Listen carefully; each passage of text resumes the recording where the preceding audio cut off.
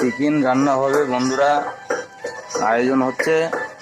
দেখো কড়ার ভিতরে আলু, পেঁয়াজ, লবণ, চিকেন দিয়ে দিয়েছি। মশলাটা দেবো একসঙ্গে পেস্ট করে, দেখতে থাকো।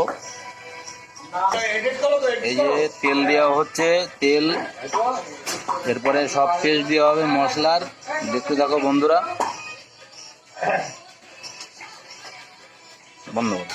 এই যে আদা পেস্ট, রসুন পেস্ট দেওয়া হচ্ছে বন্ধুরা।